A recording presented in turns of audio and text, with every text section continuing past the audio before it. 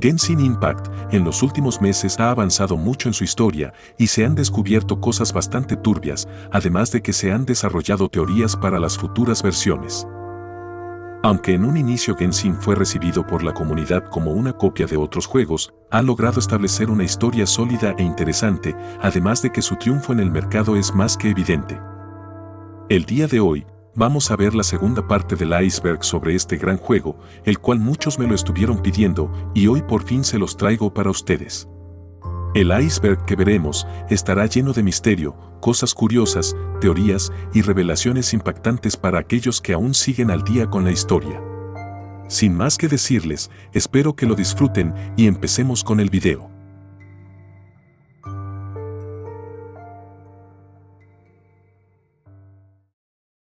Nivel 1.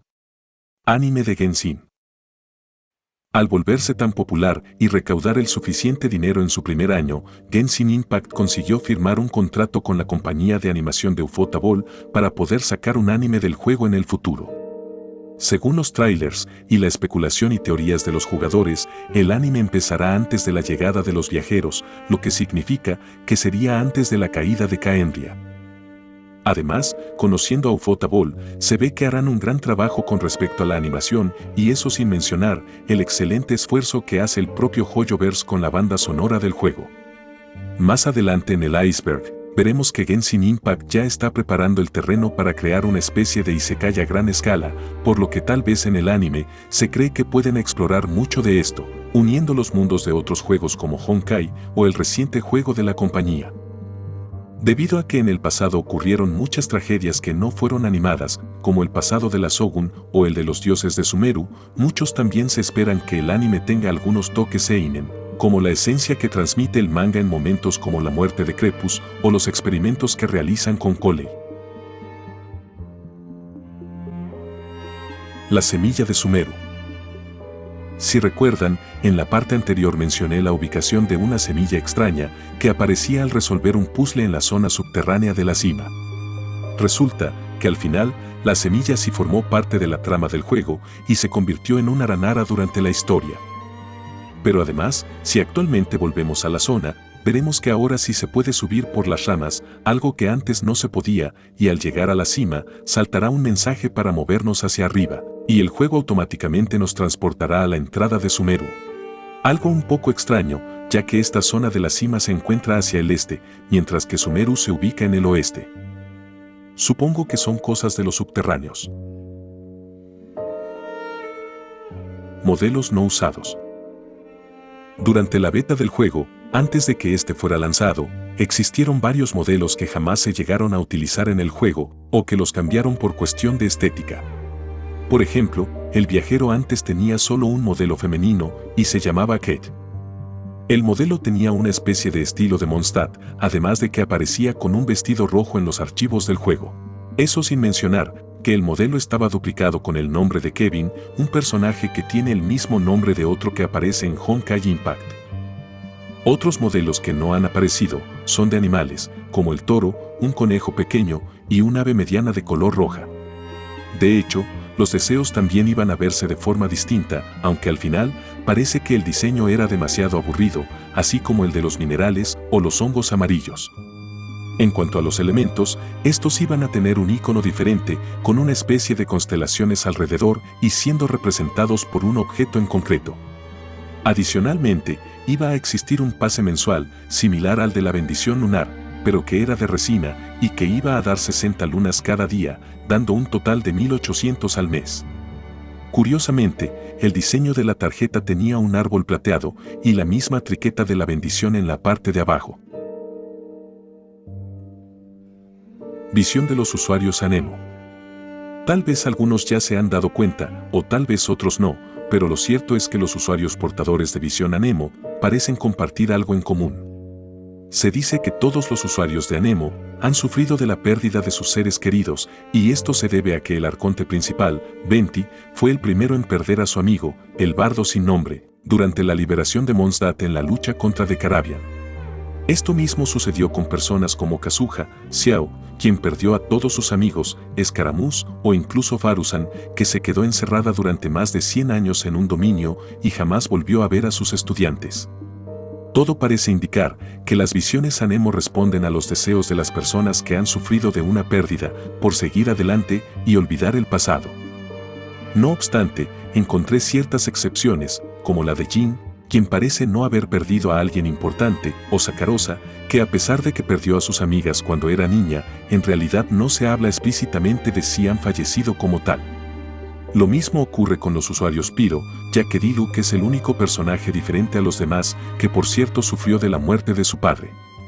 Tal vez en un futuro este patrón se repita con los personajes Anemo, o al menos con una gran parte de ellos.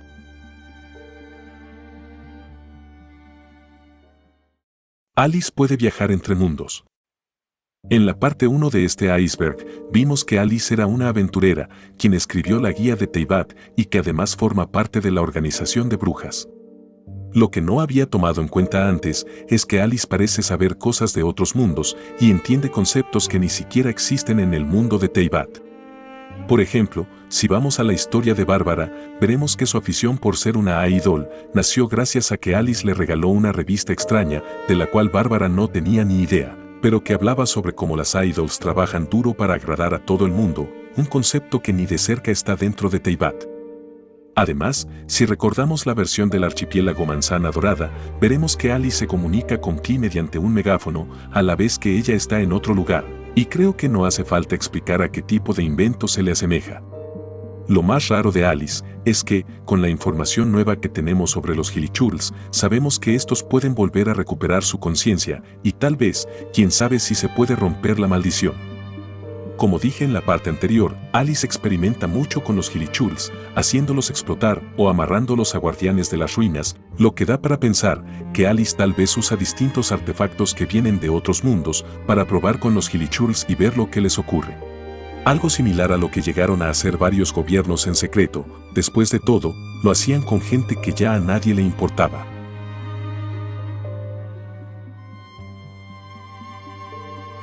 Kaeya Alberich. Kaeya, en sí mismo es un tipo bastante extraño y oscuro, que a menudo lo hemos visto ocultando cosas y que prefiere mantenerse en un perfil bajo. Ya lo expliqué en el iceberg anterior, pero lo vuelvo a decir, Kaeya está inevitablemente unido con su pasado y con el pueblo de Kaenria. En la última misión de Mundo, descubrimos que el apellido de Kaeya es parte de la descendencia del fundador de la Orden del Abismo. Pero no solo eso, ya que es bastante extraño el hecho de que Kaeya haya ido a Sumeru, a según él, explorar la industria vitivinícola, cuando más tarde él mismo afirma que Kaenria está ubicada en algún lugar subterráneo de Sumeru. Cuando el viajero intenta hablar sobre su pasado, Kaeya prefiere evitar el tema, y solo alcanza a decir que el único lazo que tiene con Kaenria es su apellido. Curiosamente, Dainself aparece para intentar cuestionar sus intenciones, y a pesar de que Kaeya afirma no estar atado a su pasado, en el fondo todos sabemos cómo es, y en el manga se ve mucho más sobre su personalidad. Alguien burlón, sarcástico y que a veces puede llegar a parecer manipulador, obviamente no siendo una mala persona, pero sí con el fin de alcanzar sus objetivos. Incluso el mismo Dainself dice que no termina de creerse que a Kaeya no le importe su pasado. Algo adicional es que en la línea de voz de Mona, al hablar sobre Kaeya, dice que éste está destinado a la grandeza y a ocultar su realidad tras una superficie de encanto y elegancia. Tal vez Kaeya ha roto por completo los lazos con su pasado, pero algún día su destino lo alcanzará y tendrá que decidir un bando a la hora de que todo estalle.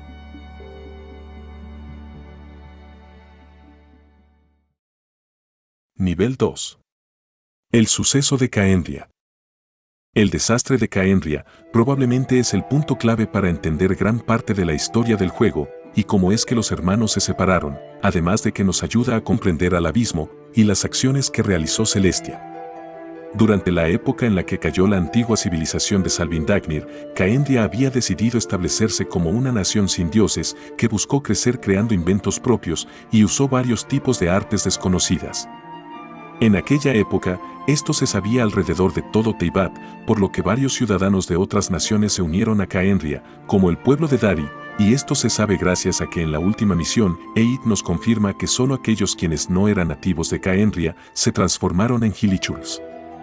La gente de Kaenria sospechaba que los dioses celestiales no eran originarios del mundo, y se lo habían arrebatado a sus habitantes originales, los dragones, además de que ya se empezó a correr el rumor de que el cielo era falso. Debido a que los habitantes de Caendria viajaron a Encanomiya, intentaron robar el famoso libro Antes del Sol y la Luna, donde se encuentra toda la información acerca del primordial y los dragones elementales. Es aquí donde empieza la conspiración contra Celestia, ya que decidieron crear máquinas de guerra usando energía elemental pura, que era refinada en forma de bloques amarillos. Además, la alquimista Rinnedotir ayudó en la creación de monstruos que al parecer tienen algo que ver con el abismo.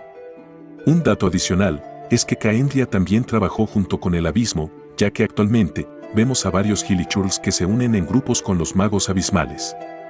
Debido a todo esto, la ira de Celestia cayó sobre Caendria hace 500 años, además del reciente descubrimiento del conocimiento prohibido, que es totalmente corrupto para Teyvat. Maldijeron a toda la nación con la inmortalidad, y los extranjeros se transformaron en Hilichurls, los cuales sufren la constante agonía y dolor mental que supone estar vivos por siempre. No se sabe muy bien en qué época llegaron los viajeros, pero lo que sí se sabe es que fue hace más de 500 años, ya que solo la hermana presenció la caída de Caendria, pero mientras eso ocurría, Aether se encontraba dormido, y tuvo que ser despertado a la fuerza por su hermana para huir del lugar. Esto lo sé ahora, ya que en la primera cinemática del juego, Paimon dice algo interesante.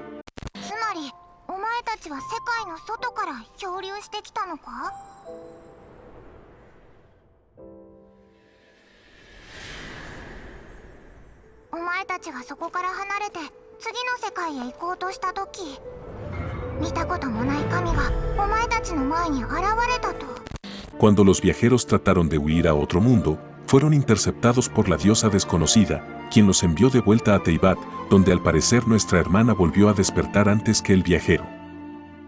Luego de esto es cuando ocurren los acontecimientos del juego, donde encontramos a Paimon y nos enteramos que nuestra hermana se unió a la Orden del Abismo. Un dato adicional es que el viaje de nuestra hermana con Dainself tal vez fue antes de la caída de Caendria, ya que varias personas y seres vivientes la recuerdan como la chica rubia que peleó junto a un espadachín contra los monstruos del abismo. Baisu morirá pronto. En la misión legendaria de Baisu, nos enteramos que este es un sucesor de un antiguo contrato entre un médico y una serpiente que le permite agotar su fuerza vital y transferirse enfermedades con el fin de salvar a los demás. Generación tras generación, el contrato fue pasando por varios médicos, quienes agotaban su fuerza vital salvando a las personas y curando sus enfermedades. Cuando el contrato llegó a Baisu, su maestro le pidió que encontrara una solución al problema, ya que no se podía permitir que murieran más médicos, pero Baisu juró intentar todo lo posible por rescatar cualquier vida que merezca ser salvada. Baisu había jurado que el contrato terminaría con él, y todo esto gracias a encontrar la clave para la inmortalidad. Si Baisu se hacía inmortal, ningún sucesor tendría que cargar con el peso del contrato, y este tampoco morirá, convirtiéndose en el médico definitivo de Liyue. Sin embargo, se cree que la inmortalidad fue precisamente aquello que llevó a Caendria a ser castigada por los dioses, ya que era algo que no seguía el orden natural, y al ser descubierta por el pueblo, Celestia los maldijo y destruyó todo el lugar. Si lo piensan, sería bastante irónico que los dioses hayan castigado a Caendria con aquello que siempre anhelaban. Tal vez por eso Xiao menciona que la inmortalidad no es tan bonita como los humanos se imaginan. Puede ser que Baisu en un futuro sea castigado por los dioses, o incluso muera antes de encontrar la inmortalidad, por agotamiento de energía vital, además de que tiene la costumbre de pasarse a sí mismo las enfermedades de otros. El elixir de la inmortalidad. Ya que estamos hablando de inmortalidad, podemos hablar sobre que esta pudo ser la clave para desatar el conflicto de Caendria, además de que podría ser la clave de todo. Baisu desarrolló una técnica para mantener con vida a una persona durante mucho tiempo, como lo hizo con Kiki, y consiste en imitar las técnicas de los adeptos. Si bien esta técnica funciona, no es una técnica comprobada al 100% y necesitaría de mucho tiempo para ver sus efectos. No obstante, se cree que Caendria estuvo a punto de alcanzar la inmortalidad, gracias a sus técnicas y artes prohibidas. Es bastante conocido que en la tradición china, la alquimia permite equilibrar las energías para alcanzar la tan deseada inmortalidad. Pero no solo eso, ya que en Europa también buscaban la piedra filosofal y uno de los beneficios que ésta ofrecía también era la inmortalidad. En los inicios del juego se habló sobre el arte de Kemia, que era un tipo de alquimia que había desarrollado Khaenri'ah, así que no suena tan loco pensar en que tal vez mediante este arte prohibido se pudieron acercar a lo que son los dioses celestiales. Incluso la misma Arconte Electro lo dijo, y es que la eternidad es el ideal más cercano a los principios celestiales. Tal vez por eso, los dioses no se habían fijado en Khaenri'ah hace más de 1000 años y atacaron una vez que vieron que podían ser iguales a ellos.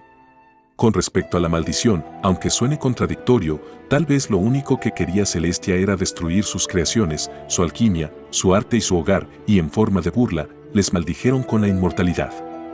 Eso sin mencionar que algunos se convirtieron en Hilichurls sin la capacidad de razonar por sí mismos.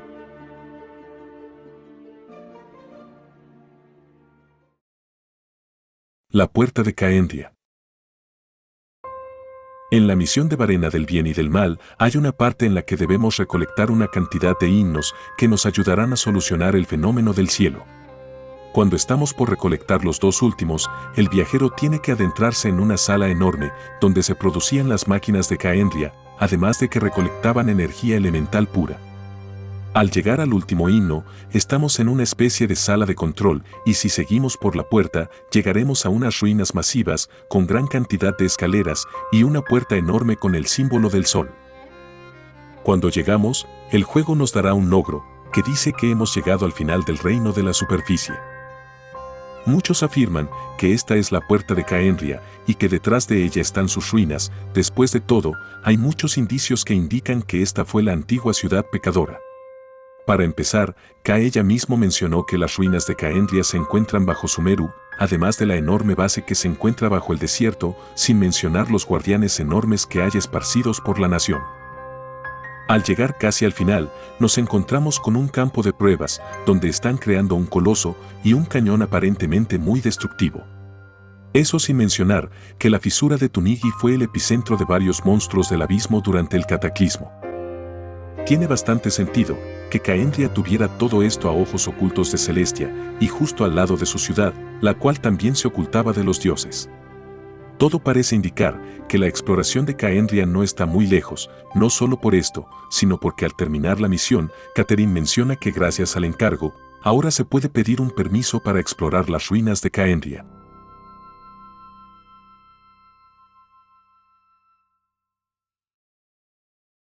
Los tres dioses de Sumeru. La historia de los tres dioses puede llegar a parecer compleja en un principio, más que nada por estar dispersa en varias secciones del juego, pero es bastante simple y sirve para entender qué es lo que ocurrió con el conocimiento prohibido. Según se cuenta, hace mucho tiempo había tres dioses que gobernaban Sumeru, los cuales eran Rukkhadeva, el rey Deshret y la diosa de las flores. A pesar de que la mayoría de dioses estaban en guerra, los tres eran buenos amigos, además de que el rey Deshret se había enamorado de la diosa de las flores. Ambos dioses habían creado la civilización de Ai-Hanum y la diosa de las flores creó el festival Sabzeruz en honor al cumpleaños de Rukkhadeva. En algún momento, Celestia le ofreció al rey Deshret una hipnosis para poder convertirse en arconte, pero este la rechazó para perseguir sus propios intereses y ambiciones. Por esa época, ya se sabía que el conocimiento prohibido estaba en Teyvat, por lo que la diosa de las flores advirtió al rey Deshret de que no lo buscara y que no investigara sobre los misterios de las estrellas y el abismo. Incluso, en ese momento los clavos divinos ya habían caído en varios lugares y a pesar de las advertencias de la reina, el rey Deshret siguió adelante en la búsqueda del conocimiento prohibido. Más tarde, moriría la reina de las flores en un evento desconocido y el rey Deshret en su locura y tristeza crearía un oasis en un momento del tiempo congelado como tumba simbólica para su amada diosa de las flores. Si vamos allí, veremos que hay tres sillas en el medio que hacen referencia a la amistad que tuvieron los tres dioses y el gobierno que tenían en Sumeru. Creo que el resto ya se lo saben. Al final el rey Deshret se alejó de Rukkhadeva, desató el conocimiento prohibido y tuvo que sacrificarse para intentar frenar la contaminación. Si lo pensamos, puede ser algo bastante triste el hecho de que la amistad de los tres haya terminado por un poder desconocido, del cual solo Rukkhadeva salió con vida. En el oasis eterno se puede escuchar una canción bastante melancólica y triste, como si representara todos los sentimientos del rey Deshret, pero que de cierta forma mantiene la esencia de la diosa de las flores. Por cierto, hay un logro escondido: si en multijugador todos se sientan en las sillas, se desbloquea la alianza eterna.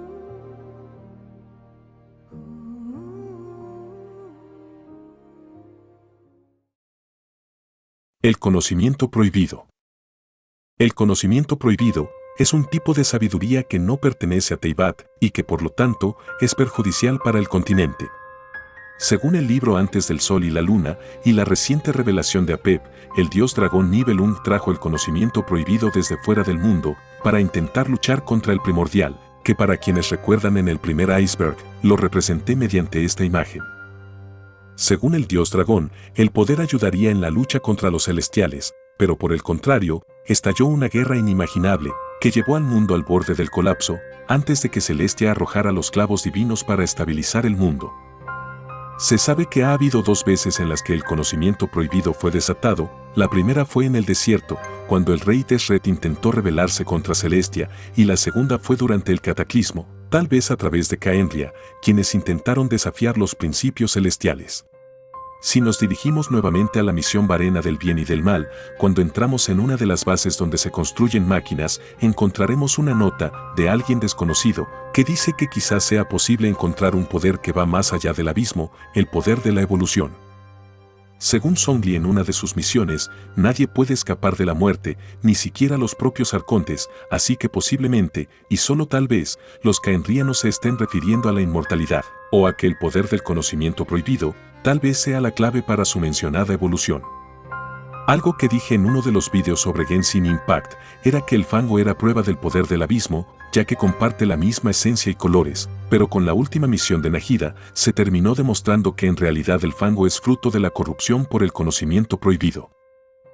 Sin embargo, también es posible pensar en que el abismo está usando este poder a su favor junto con los elementos, ya que es muy extraño que se vea bastante similar a lo que solemos ver del abismo, como la estatua invertida de los 7, o los poderes que han usado con deidades celestiales que siempre toman un tono morado oscuro. Incluso podríamos decir que este conocimiento prohibido puede ser la clave para acabar con Celestia. Después de todo, cualquier cosa de Teyvat que entra en contacto directo termina siendo consumida.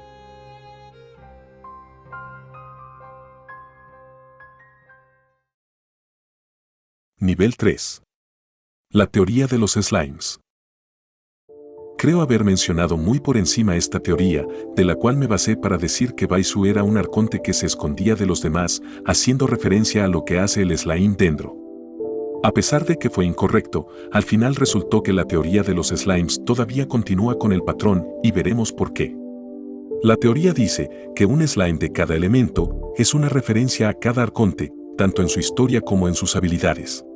Por ejemplo, el slime de Anemo es capaz de volar a cierta distancia, no como Venti, pero usa el viento a su favor.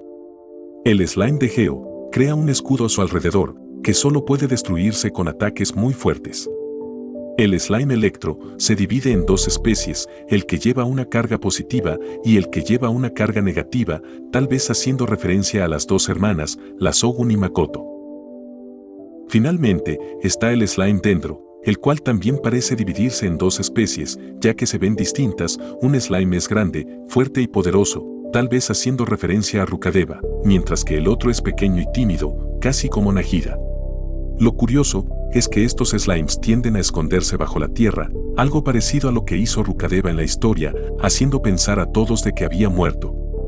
Tal vez el siguiente arconte tenga la habilidad del slime hidro, la cual consiste en encerrar a los enemigos en una burbuja de agua, algo que hasta ahora solo lo pueden hacer personajes enemigos. Eso, o tal vez meta en una prisión al viajero, ya que en Fontaine se rigen por una gran cantidad de leyes y justicia. Experimentos de los Fatui.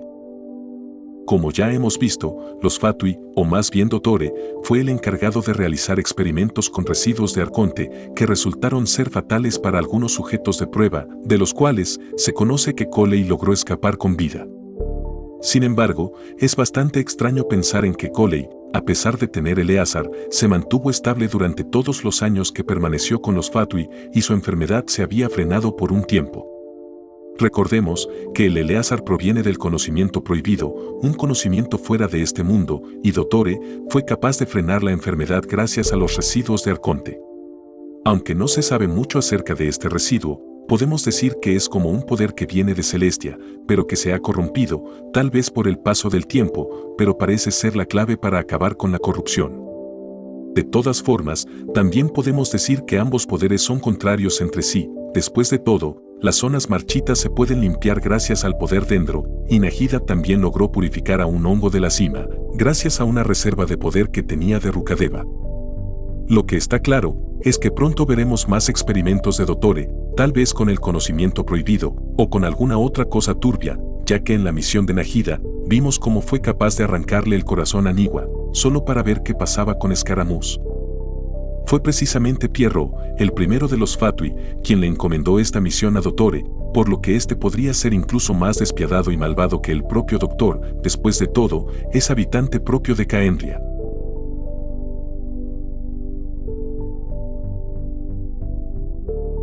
El Irminsul. El Irminsul es un árbol enorme que crece en las profundidades del abismo y que se conecta con las líneas ley del mundo y con todo Teyvat.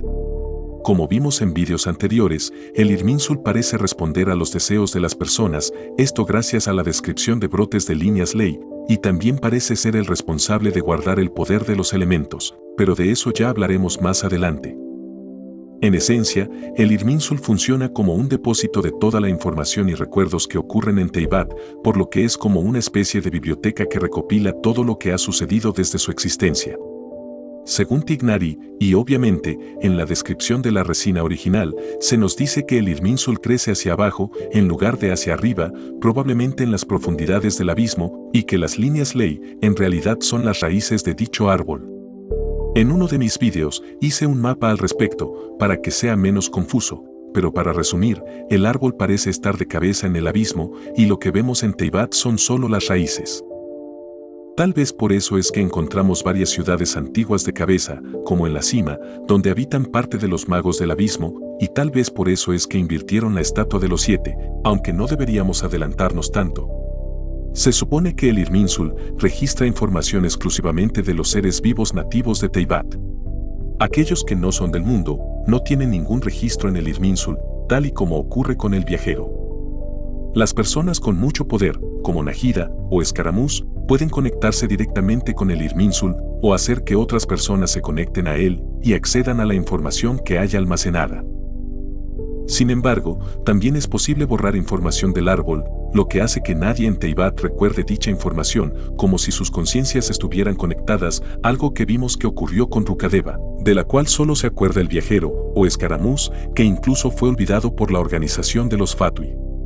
Pero esto no cambia lo que ocurrió en un pasado, solo cambia los recuerdos de la gente, como si hubiesen pasado las cosas de manera distinta. Si lo pensamos, esta característica del Irminsul puede ser bastante peligrosa, quién sabe la gran cantidad de información que pudo haber sido borrada del árbol, sobre todo por Celestia, ya que al no pertenecer a este mundo, solo ellos son capaces de recordar cualquier cosa que hayan borrado, y que no quieren que nadie en Teyvat lo sepa.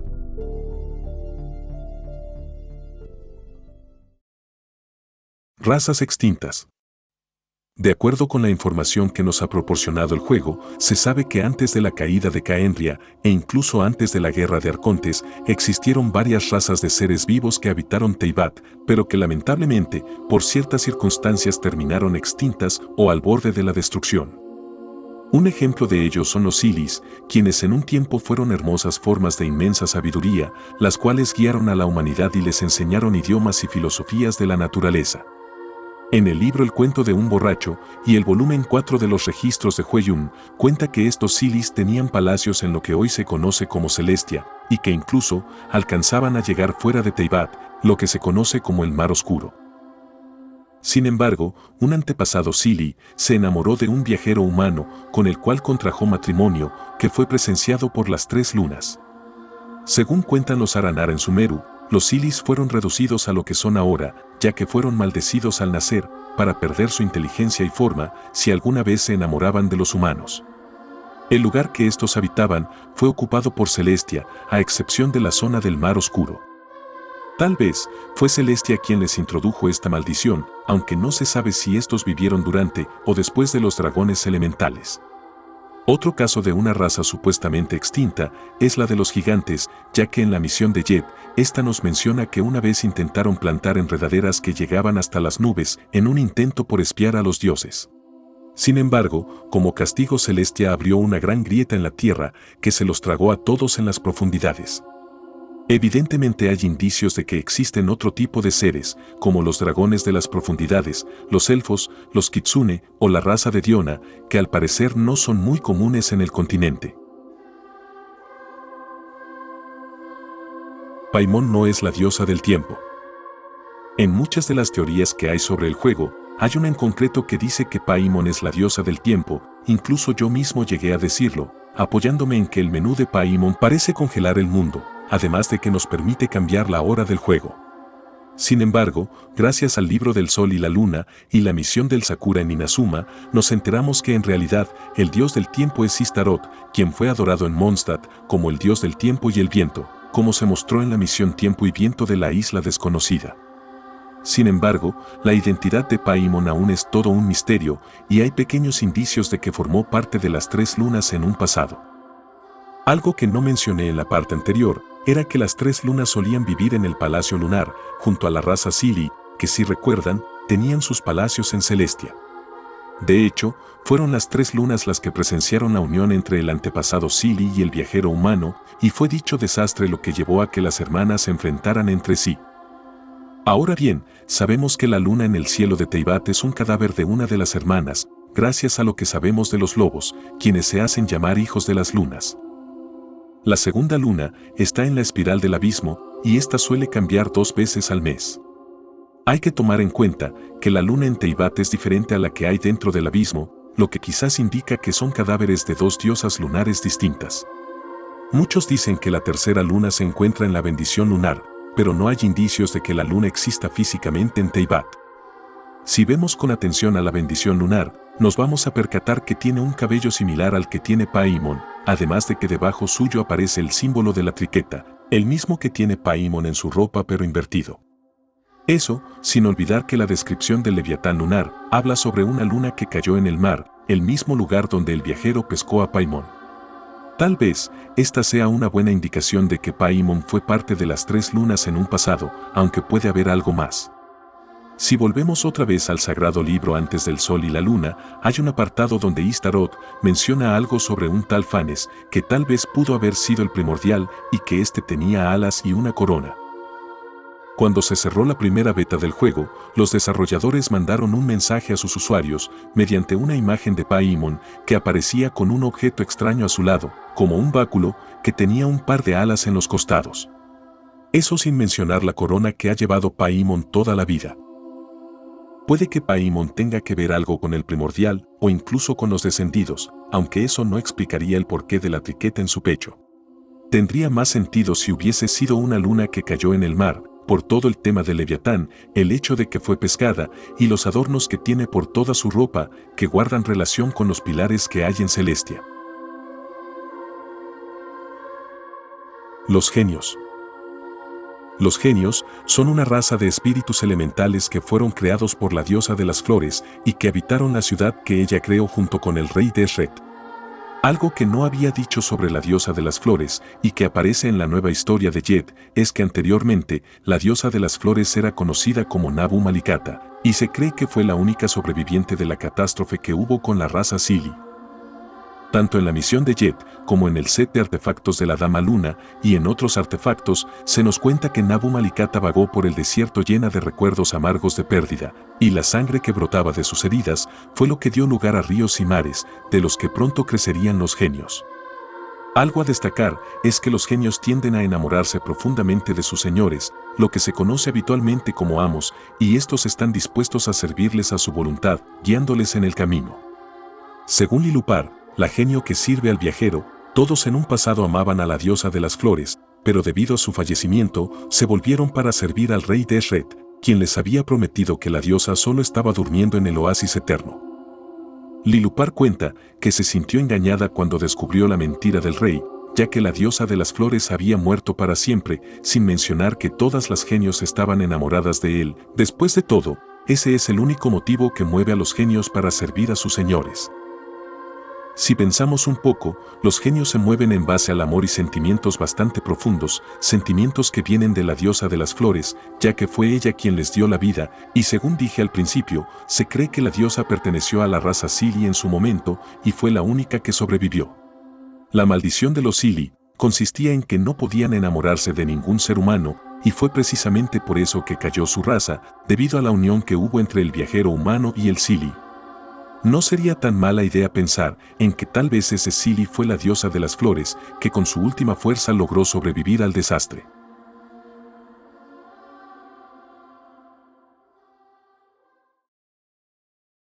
Nivel 4. El castigo de los clavos celestiales. Una teoría que se pensaba antes durante los inicios del juego era que los pilares celestiales fueron una especie de castigo hacia los pueblos como Salvindagnir, por usar artes y conocimientos ocultos que estaban muy mal vistos por Celestia. Un ejemplo de ello podía haber sido el arte de Kemia. Sin embargo, con la reciente salida de las nuevas misiones principales, nos enteramos que en realidad los pilares fueron un intento por salvar la Tierra debido a una guerra que hubo entre el primordial y un ser desconocido. Sin embargo, esto también trajo efectos negativos en las civilizaciones que aún existían, como en Espinadragón, donde se congeló toda la montaña. En la cima, el pilar frenó la salida de monstruos del abismo que hubo por la zona, además de que parece que hubo rastros de conocimiento prohibido debido a la presencia del fango que hay en las cuevas. Curiosamente, el pilar de la cima comenzó a generar piedra lumen, que es la que usamos en el juego para despejar el fango oscuro. Es como si el poder de Celestia y el del conocimiento prohibido fueran contrarios entre ambos. Quién sabe, tal vez el poder del conocimiento sea el propio poder del abismo. Cuando llegamos por primera vez a esta zona, vemos que el pilar está siendo apresado por el poder abismal y nuestra misión es volver a restaurarlo, donde una máquina de Khaenri'ah intenta detenernos. En Sumeru, tanto la historia como Apep dejaron en claro que el clavo fue lanzado para frenar el conocimiento prohibido del rey Deshret, algo que hizo que toda la zona se convirtiera en desierto. Pero también, gracias al poder del pilar, el rey Deshret pudo construir el oasis eterno para la diosa de las flores. No está claro si en Inazuma hubo algún pilar celestial, algunos creen que fue en la isla Surumi, pero no existen rastros de él, a menos que alguien se lo haya llevado. Como curiosidad, en la pantalla de carga vemos uno de estos pilares, mientras la cámara avanza por Celestia, haciendo referencia al primer pilar que cayó en Espinadragón. Los eruditos locos. El concepto de los eruditos locos fue introducido al inicio de la historia de Sumeru, cuando el Irminsul aún se hallaba corrompido por el conocimiento prohibido. Al ver que necesitaba ayuda para liberar a Nahida, el viajero decide ir al desierto para reunir pistas sobre lo que estaba haciendo la academia, por lo que decide reunirse con Algeisen para encontrar la verdad. Mientras más van averiguando, los pueblerinos de Aru les hablan sobre los eruditos locos que una vez pertenecieron a la academia, pero que al intentar conectar su conciencia con el Irminsul, terminaron volviéndose completamente locos debido a la contaminación que había en el árbol. Aquí es cuando se vuelve turbio, ya que la academia, en lugar de darse cuenta que había corrupción en el Irminsul, pensaron que la sabiduría divina era demasiado complicada para los humanos, incluso yo mismo lo llegué a pensar, por lo que decidieron extraer el conocimiento a través de los propios eruditos que se habían vuelto locos. El plan del doctor y el gran sabio era crear un dios basándose en conocimiento divino, pero no podían extraerlo directamente del árbol Irminsul, así que decidieron experimentar con los eruditos locos para extraerlo directamente de sus cerebros. No se tiene mucho detalle de cómo hacían este tipo de procedimiento, pero lo que sí se sabe es que los eruditos locos generalmente estaban protegidos en la aldea de Aru, por lo que la academia difundió el rumor de que necesitaban sacrificios de los eruditos para poder revivir al rey Deshret. Lo más seguro es que los eruditos jamás volvieron a ver la luz y, conociendo a Dottore, el proceso por el que pasaron debió haber sido de lo más inquietante. Adastra Vysotsky. Algo que suele hacer mucho Genshin es jugar con los idiomas, sobre todo si se trata de revelar algún mensaje oculto.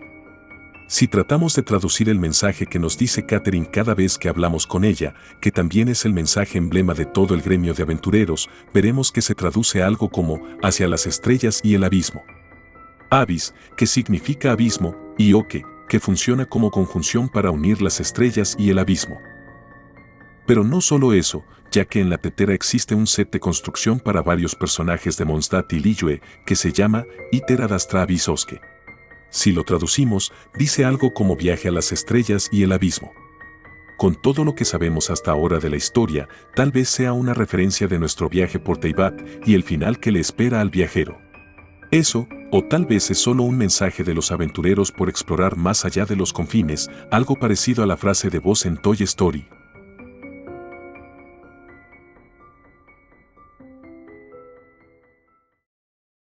El final de Paimon. Conforme avanza la historia del juego, me he ido dando cuenta de un detalle pequeño que hay en la trama, que no suele aparecer mucho, pero se ha ido repitiendo en algunas ocasiones.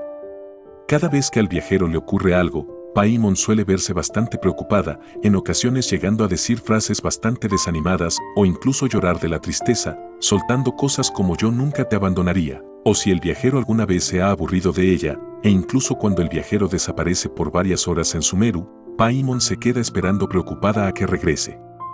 Todo esto se ha ido haciendo más constante en las últimas misiones, por lo que parece un tipo de presagio por parte de los autores de que algo pasará con Paimon en el futuro.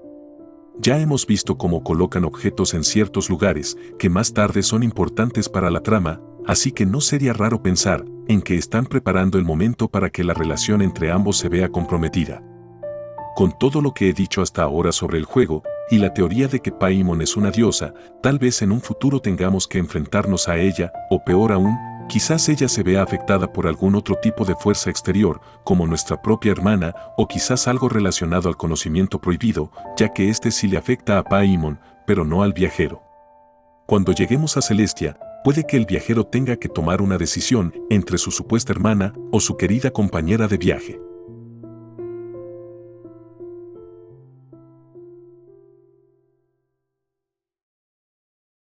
La teoría del Irminsul.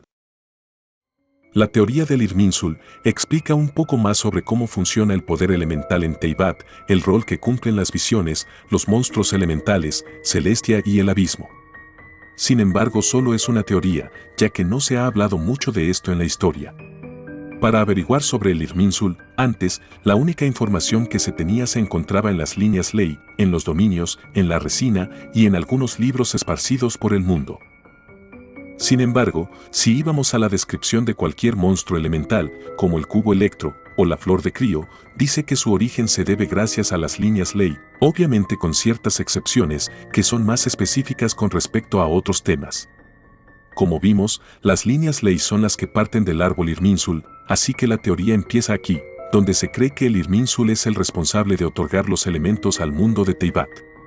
Cuando matamos a cualquier jefe, este nos deja una flor similar a la que nos dejan los brotes de líneas ley, que como vimos, responden a los deseos de las personas, cumpliendo temporalmente con deseos materiales, como mora, cristales, artefactos y fragmentos elementales. Esto es muy importante, ya que podríamos decir que el Irminsul en sí mismo es el que responde al deseo de la gente, otorgándoles tesoros o incluso artefactos, tal y como sucede en los dominios cuando reclamamos nuestra recompensa frente al árbol plateado. Si recordamos, las visiones son objetos otorgados por Celestia a las personas en Teyvat, personas que logran despertar un gran deseo dentro de su interior, tal vez un deseo de mejorar su vida o de mejorar la de los demás.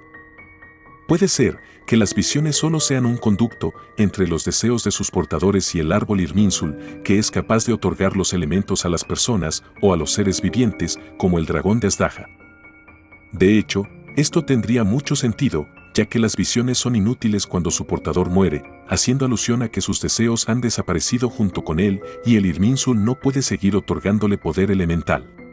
Si se preguntan el por qué Celestia hace esto, tal vez sea para evitar que los humanos asciendan, quizás el hecho de tener tantos deseos y ambiciones hacen que naturalmente los seres humanos tengan que ascender, convirtiéndose en otro tipo de ser vivo, tal y como era al principio de la historia de Teyvat, cuando gobernaban los dragones elementales.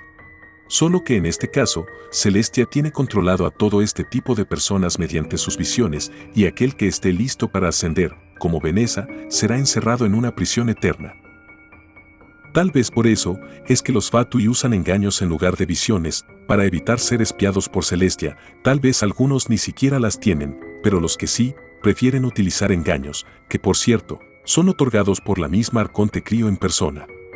En la última expansión del mapa de Sumeru, de la versión 3.7, encontramos varios dibujos que parecen hacer una referencia a esta teoría, como si los elementos en realidad tuvieran origen en el Irminsul.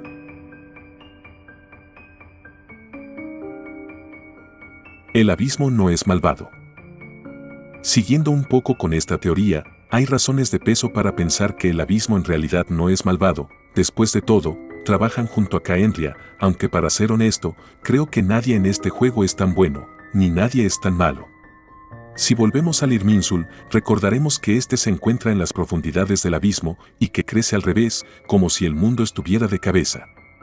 Podría ser que la teoría del cielo falso sea verdad, y lo que ocurre es que el mundo real está en el abismo, que fue suprimido por Celestia a causa del conocimiento prohibido, y por varios problemas que pudo haberle generado. Como vimos, la corrupción es capaz de hacerle frente al poder de Celestia, y no solo eso, también es posible darle otro tipo de poder a la estatua de los 7, invirtiéndola, y quién sabe, utilizando el poder prohibido. Incluso en la misión de Mundo, vimos como un cristal que parecía emanar el poder del abismo, fue capaz de suprimir un poco la maldición de los Hilichurls, y el hijo de Eid recobró la conciencia sin problemas. La rebelión que planea el abismo contra Celestia, tal vez busca tener en su poder el conocimiento prohibido, y también usan el poder del árbol a su favor, ya que podemos ver varios heraldos y magos de distintos elementos. Si recordamos la nota hallada en una de las bases de Khaenri'ah, veremos nuevamente que el tipo desconocido que la escribió decía que Khaenri'ah estaba buscando un nuevo tipo de poder, que iba más allá del abismo, y que podría ser la capacidad de evolucionar. En el nuevo jefe, su descripción nos indica que gracias a un proceso de evolución, ha podido desarrollar más extremidades, y es capaz de usar varios tipos de poderes elementales. Quizás, esto es lo que está buscando el abismo, poder controlar todos los elementos, para poder luchar contra el orden celestial.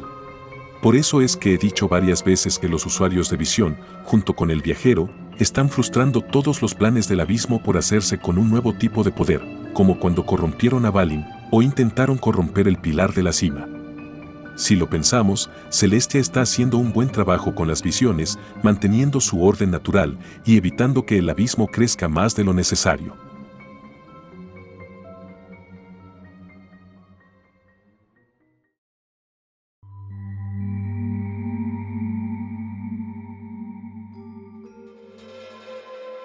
En la cima, existe un mensaje oculto con respecto a Celestia, y parece que viene por parte de Khaenri'ah, o incluso, que pueda estar relacionado al pecador.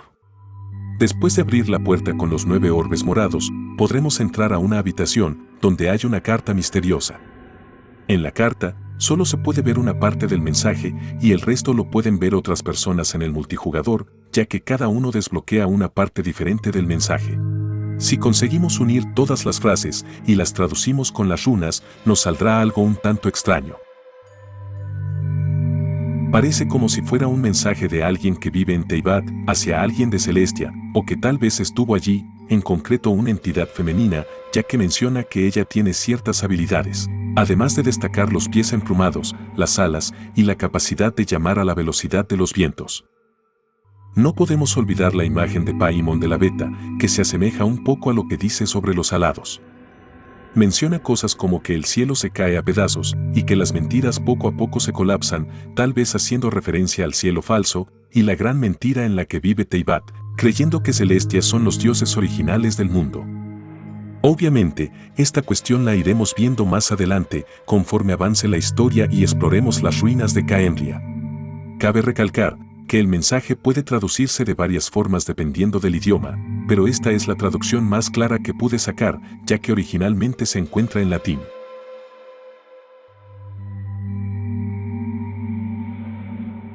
Los 4 descendidos.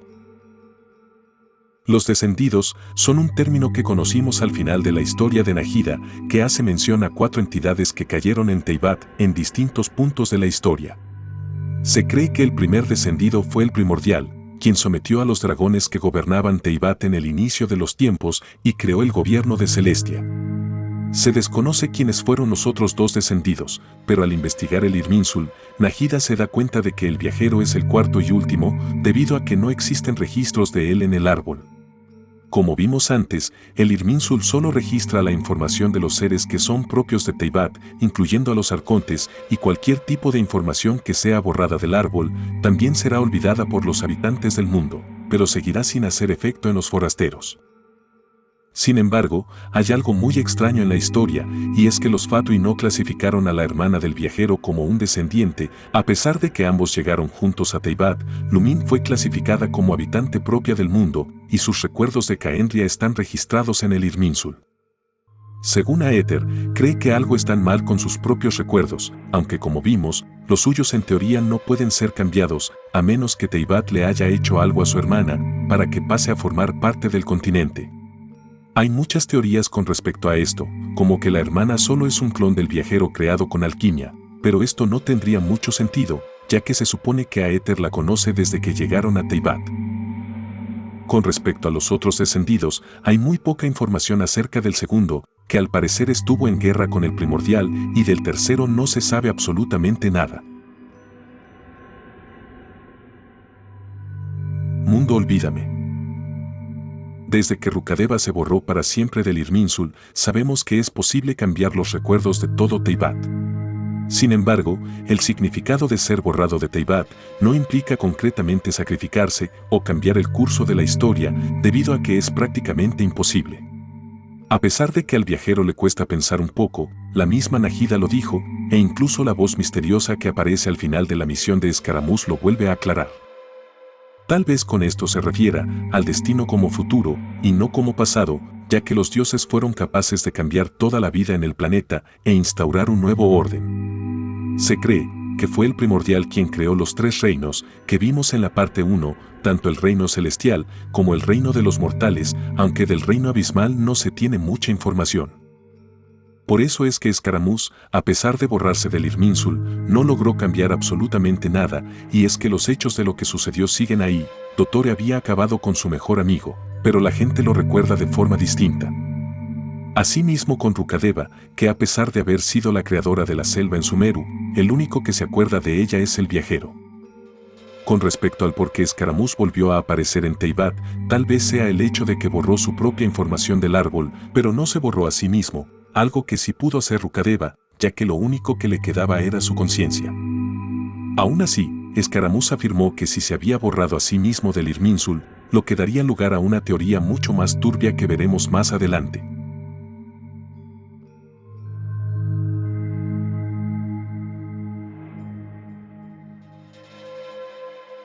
Apep, el primordial. Algo bastante impresionante es que hayamos visto a uno de los dragones primordiales originales que vivían durante la época más antigua de Teyvat, cuando antes era solo una idea que la comunidad se había plasmado. Apep es el dragón dendro que gobernó Sumeru antes de la llegada del primordial y el único registrado con vida hasta ahora. Al final de la misión, Apep finalmente nos revela que fue el dios dragón quien trajo el conocimiento prohibido como forma para acabar con el primordial, pero la jugada le salió en contra. De hecho, fue él quien recolectó todo el conocimiento prohibido que hizo que cayera el clavo divino y la zona se convirtiera en desierto. Más tarde, el rey Deshret volvió a reunir conocimiento y cuando éste murió, Apep absorbió todo lo que tenía, solo para darse cuenta que dicho conocimiento lo afectaba. Aún así, Nahida logra convencerlo para curarlo de la corrupción y el dragón desiste de su odio y rencor hacia los dioses celestiales, aunque aún dice que no quiere tener nada que ver con Nahida. De hecho, es bastante curioso que se pregunte hasta qué punto llegará la vida del orden celestial y también dice que el acabar con Nahida y su pueblo no ayudaría en nada.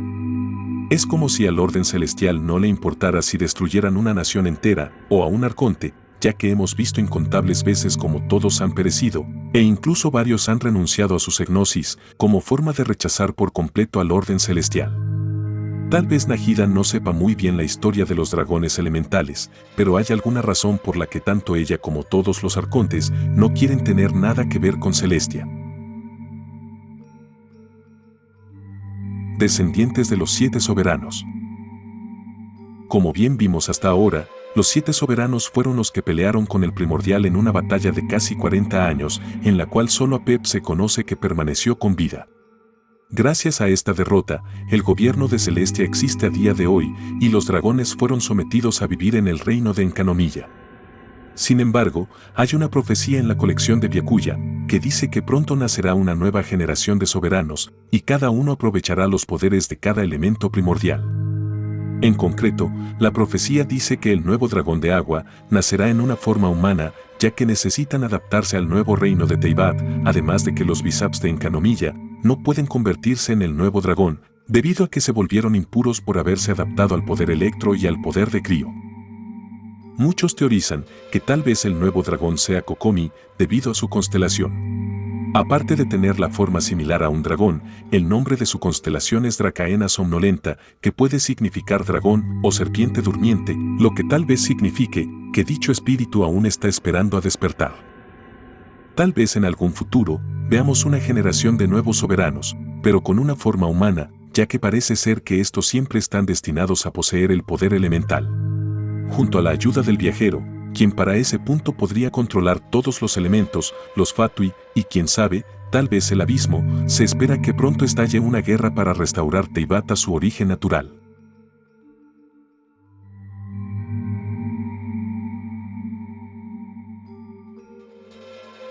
El pecador.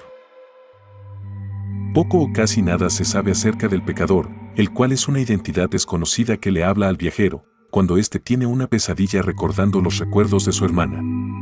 Se dice que el pecador es aquel quien cometió el mayor pecado de todos, aclara que no es un dios y parece que es adorado por toda la orden del abismo y estuvo indirectamente involucrado en su fundación.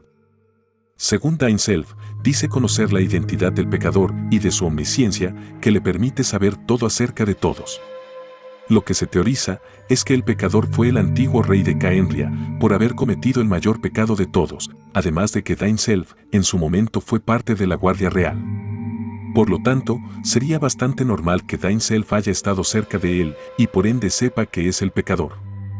Además, si recuerdan lo que dije sobre la inmortalidad, probablemente Caenria fue castigada por tratar de alcanzar dicho punto, su supuesta evolución, tal y como en la historia misma, donde se han registrado casos de reyes y líderes que han buscado formas de alcanzar la inmortalidad, siempre estando vinculados a prácticas religiosas, así como el uso de la alquimia y la búsqueda de elixires de la vida. Es posible que el mayor pecado del rey haya sido alcanzar la vida eterna y por eso a menudo se le representa con cadenas alrededor, ya que se encuentra encerrado en alguna prisión desconocida.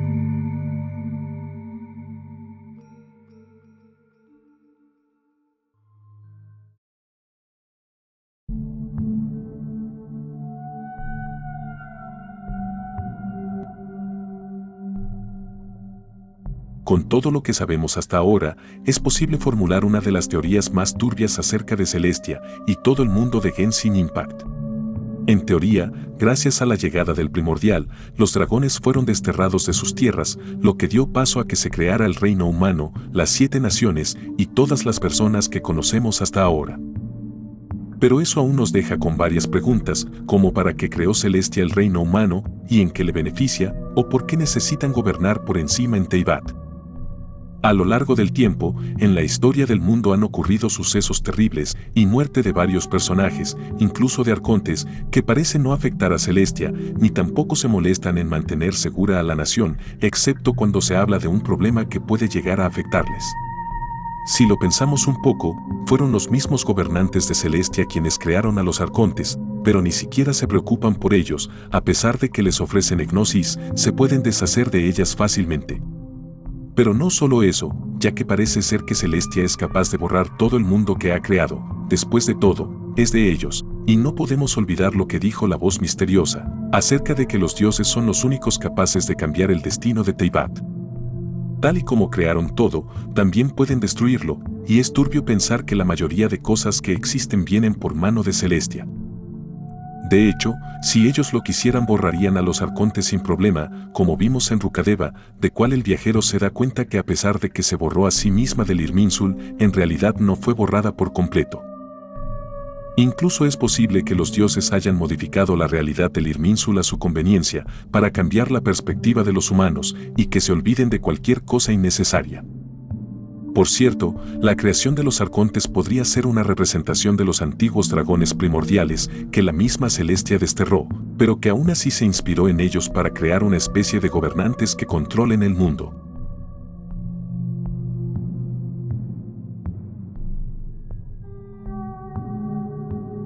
Los elementos griegos.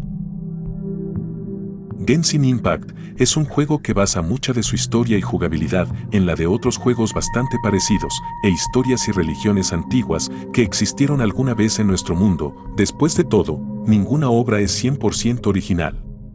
Sin embargo, al intentar averiguar sobre este tema, me di cuenta que el juego tiene constantes referencias a la antigua Grecia, no solo por haberse inspirado en el gnosticismo, sino por su historia general y la problemática que hemos visto durante todo este video. Antes, Grecia solía creer que había 4 elementos principales de la naturaleza: el agua, la tierra, el fuego y el anemo. Sin embargo, Aristóteles pensaba que nadie había atribuido a la tierra el carácter de un elemento muy importante. Para Aristóteles, había un elemento clave el cual formaba parte de las estrellas, era un elemento diferente a los demás, un elemento incorruptible, que se trataba de una sustancia celestial y que pronto se le conoció como el elemento éter. Pero no solo eso, si traducimos el nombre de Aether, veremos que está en inglés, además de formar parte de los 5 elementos, a excepción de Lumin, un nombre que está en latín, el idioma que usualmente está asociado con el abismo. El juego también se mueve mucho por constelaciones y el uso de las estrellas, y es que la astrología de Grecia solía asociar muchas veces los elementos con cada constelación, ya que los elementos eran vistos como fuerzas primordiales que constituían el universo e influían en el destino de las personas. De ahí es donde viene una parte de la influencia en los signos zodiacales y la supuesta forma que se tiene de comprender a las personas. De hecho, en el gnosticismo también se creía que al adorar el cosmos, la naturaleza o las criaturas del mundo, uno adora al Dios verdadero, ya que no creían que Dios creó el mundo, debido a que el propio mundo es imperfecto, porque fue creado de una manera imperfecta. En cuanto a la alquimia, la tradición griega tenía una fuerte influencia llena de pensamientos filosóficos y espirituales, y creían que al transformar y purificar la materia, podían alcanzar estados superiores como la trascendencia, que en un contexto religioso significa la conexión con lo sagrado, lo divino, o la aspiración de ir más allá de la realidad cotidiana, de trascender la vida material y alcanzar una conexión mucho más profunda con los aspectos celestiales o superiores.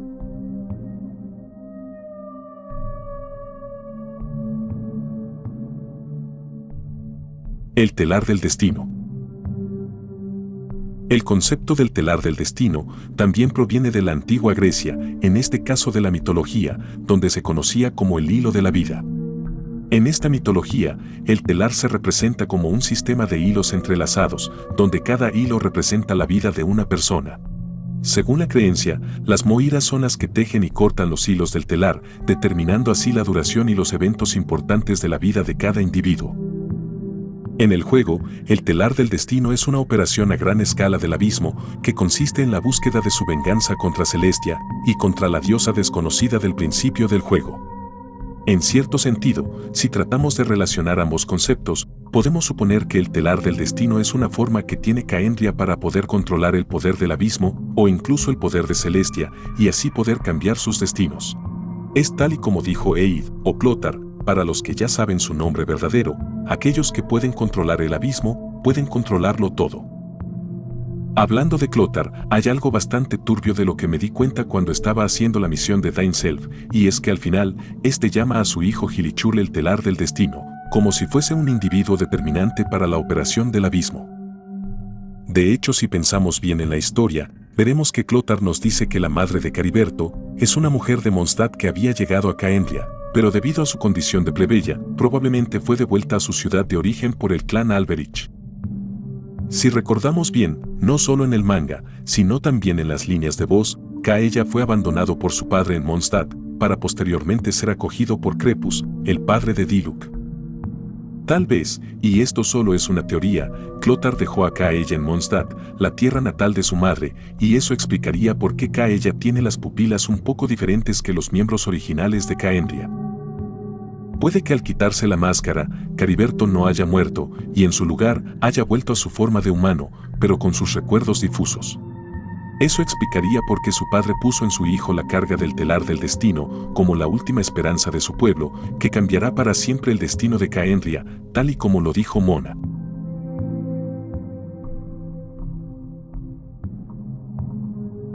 La triqueta. Un símbolo que aparece muy a menudo dentro del juego es el de la triqueta, algo que expliqué muy por encima en la parte anterior, que tenía que ver con las 3 lunas. Para recapitular, la triqueta se usa para representar diosas triples, la Santísima Trinidad y otros conceptos que están relacionados con 3 individuos. Si recuerdan, anteriormente mencioné que esta triqueta puede estar relacionada con las 3 lunas debido a las diosas del neopaganismo que representan el ciclo de la vida. De hecho, esa fue una de las razones por las que dije que Paimon fue una de las 3 lunas, gracias a la triqueta que lleva en su ropa. Si volvemos un poco al telar del destino, la leyenda cuenta que las moiras que lo controlaban estaba compuesta por 3 hermanas. Una tejía el hilo de la vida, otra decidía la longitud y la última cortaba el hilo al final de la vida de una persona, tal y como el ciclo de la vida. 3 diosas, una triqueta, que viene de las 3 lunas y que puede representar los 3 reinos de Teyvat, tal como la tierra, el abismo y Celestia. Cada luna tiene su lugar en cada reino, ya que podemos ver que hay una cerca de Celestia, otra en el abismo, y la última probablemente cayó a la tierra y ahora vaga junto a un tipo de un planeta desconocido, comiendo una cantidad incalculable de platos y postres de todo Teyvat. La triqueta también puede tener otros significados, aparte del triple aspecto y el ciclo de la vida, antiguamente se usaba como amuleto, puesto que simboliza la protección y la seguridad. Curiosamente, Paimon en una ocasión mencionó de broma que ella es la diosa de la protección, por ser la encargada de cuidar del viajero.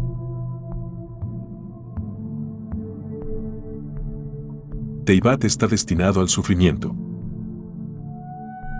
Algo que hemos visto durante todas las versiones del juego, y más en las 2 últimas, es una gran cantidad de personas, familias, amigos o parejas, que han sufrido la injusticia del mundo, ya sea por alguna maldición, pérdidas personales, traiciones o el hecho de que la vida les ha tratado de formas injustas. Cada personaje portador de una visión, pueblerino, arcontes e incluso dioses, no han podido ni pueden escapar del sufrimiento de Teyvat, ya que el mundo es desconocido y hay poderes que simplemente no se pueden controlar. En el reino humano, tenemos como ejemplo a Jet, quien perdió a su padre, a su mejor amigo, tuvo que asesinar a quien consideraba su hermano, y más tarde acabó con toda su tribu debido a que su figura materna la traicionó. Llegó al oasis eterno solo para dejar el hacha de su padre y un libro que solía leer su madre. Nahida perdió a aquella persona a quien más admiraba y tuvo que dejarla ir para olvidarse por siempre de su existencia. Diluc en algún tiempo fue el apasionado y joven capitán caballero de Favonius, pero un día perdió a su padre en sus brazos a manos del dragón Ursa, lo que lo llevó a abandonar la sede, convirtiéndose en un tipo frío, lleno de amargura y de dolor. Incluso el rey Desred, al que se le puede considerar como un dios, sufrió la pérdida de la diosa de las flores, quien a su vez le trajo dolor a los genios, lo que le inspiró a crear el oasis eterno. Es como una cadena de dolor que empieza desde los dioses y continúa hacia los humanos, los animales y las plantas que parecen estar destinados a separarse de sus hogares, de sus familias y de sus seres queridos. Incluso si todo el reino humano fuera una farsa, como vimos anteriormente, el dolor es real, tal y como en la vida misma, que a pesar de que hubiera un Dios creador, aquellos a quienes más amamos terminan yéndose, traicionando o engañando para obtener lo que quieren o simplemente para sobrevivir en el mundo. Conociendo toda la historia del juego, no sería raro que el viajero también tenga que sufrir algo muy doloroso, y por eso también viene la teoría de que Paimon tendrá un trágico final cuando la historia termine.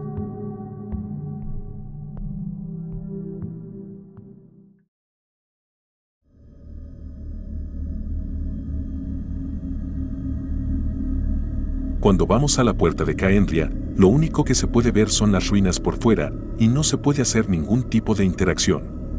No obstante, hay un símbolo que se repite constantemente, que es como una estrella con 8 puntas, por lo que decidí investigarlo para ver si tenía alguna relación con Grecia o con alguna otra cultura. Según la historia, la estrella que más se le asemeja es la estrella de Istar, la cual solía ser símbolo de una diosa antigua sumeria, y solía aparecer junto al símbolo de Sin, el dios de la luna, y Samas, el dios del sol. Muchos también intentaron relacionar esta estrella con el rey Teshret, pero esto no tendría sentido, ya que la estrella del rey tiene 10 puntas y la estrella de Istar tiene 8. Sin embargo, no hay mucha relación entre la estrella de Istar con Caendria, y más bien tendría sentido relacionarla con la estrella de los Tartesos. Si vemos más de cerca el símbolo de la puerta, se puede apreciar mejor que dentro está grabada la estrella de los Tartesos, la cual se usaba desde el periodo neolítico como parte de la adoración al sol. La estrella de 8 puntas y la estrella de los Tartesos no es la única razón para pensar que Caendria adoraba al sol, y ahora veremos por qué. Cuando vamos a unas ruinas que parecen haber sido parte de Caendria, vemos a unas estatuas vestidas con túnicas, todas encapuchadas, y en sus manos parecen estar sosteniendo un cáliz. A menudo, los cáliz se les suele relacionar con objetos sagrados que pueden simbolizar la vida eterna y la trascendencia. Además, es curioso ver que alrededor de las ruinas se encuentran varios cuencos de fuego que, a pesar del desastre, todavía siguen encendidos y se encuentran esparcidos por toda la zona. Los cuencos de fuego, aparte de ser usados en rituales, simbolizan la transformación, la purificación, la iluminación y el conocimiento, que tal vez pueden ser usados en rituales alquímicos, para alcanzar la tan deseada inmortalidad o la perfección espiritual. En conjunto, todos estos elementos, la estrella de 8 puntas, los cálices y los cuencos de fuego, son un gran indicio que puede dar paso a teorizar que Caendria solía adorar al sol y que lo hacían en secreto, por toda la historia y la representación en las estatuas. También puede ser solo una referencia, ya que realmente el sol es símbolo de la inmortalidad. Con esto, la cuestión de la vida eterna tiene mucho más sentido, no solo porque se ha presentado en notas, en misiones legendarias, y es la maldición misma de Caendria, sino porque también en Star Rail se hace una mención de ello al inicio del juego.